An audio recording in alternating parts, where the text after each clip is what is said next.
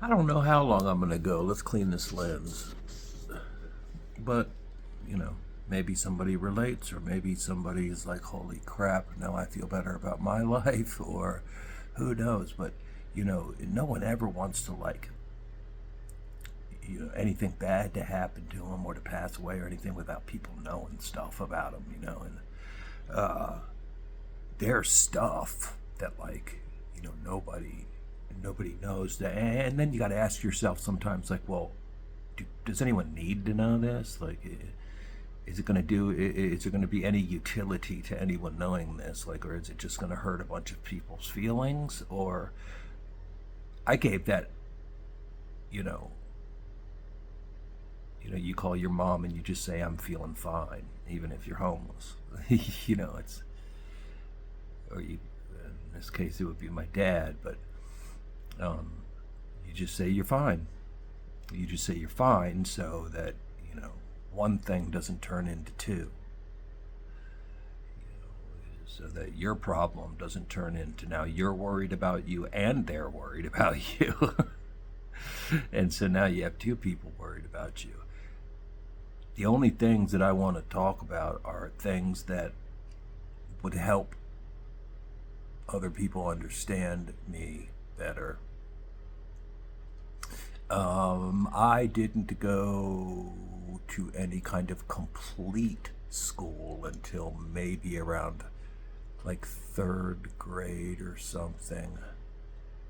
Uh, no, no, because I was taken out, and then it wasn't until my father got me that yeah, it was maybe about fifth grade.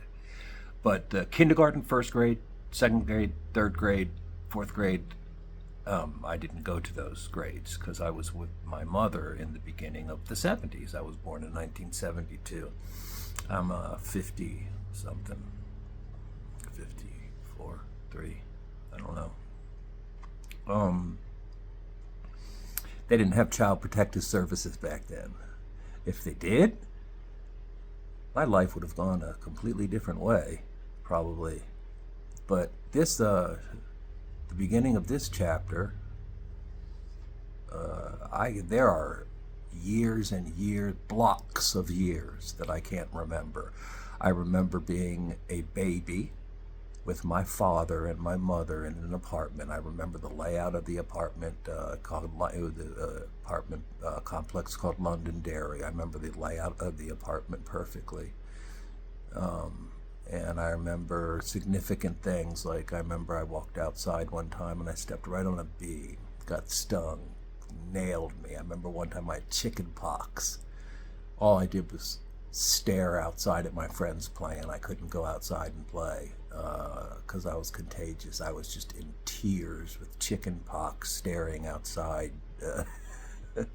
um, I remember that my life in that place started off in a much different way than it ended. It started off very peaceful, I remember. There was ritual, and my mother would cook dinner, and my father would go to work, and there'd be bedtimes, but then my dad wasn't around anymore.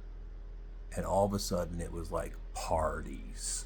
Well, it was like pizza on the record player in the morning parties, like crazy, crazy parties. Um, Next thing I knew, we were living in a completely different apartment just down the street with this huge fat guy named Clark. And I would say I was maybe at this time 5? Yeah, uh, 5? I don't know.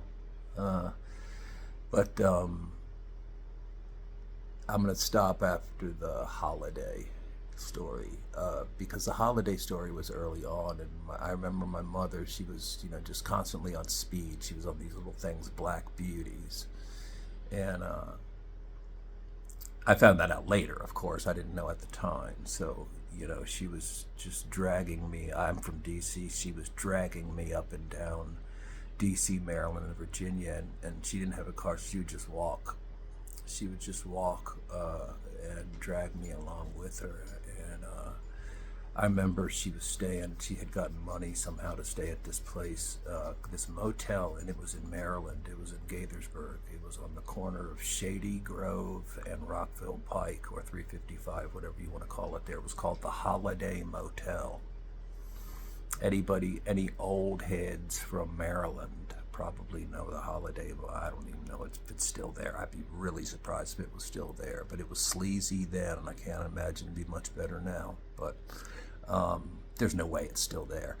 But my mother, I remember we checked in, and then, like I said, maybe I'm 6, 7, and she said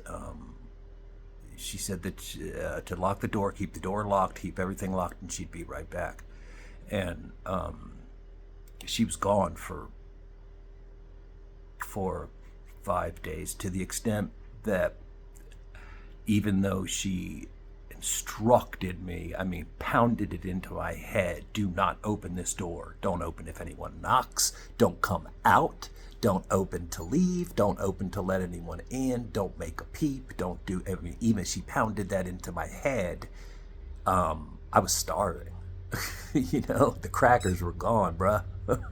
I was starving. And so I remember I had to go up to the front, and I thought I could get away with just being like, "Hi, you got a cracker?"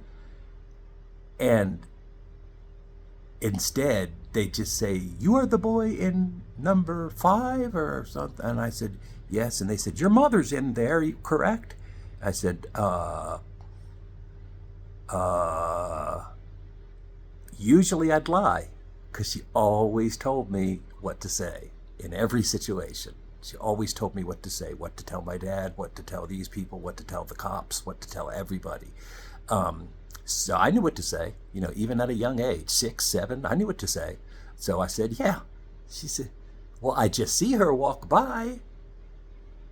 Okay, well, I'm lying then. And she forgot that I was in there,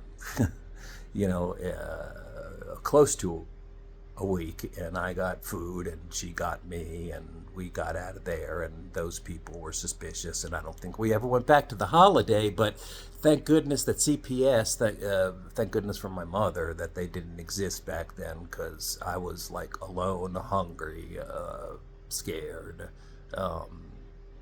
Days are passing, I'm like, my stomach's growling, I'm lightheaded. And so that's going to conclude this chapter. This is the Holiday chapter.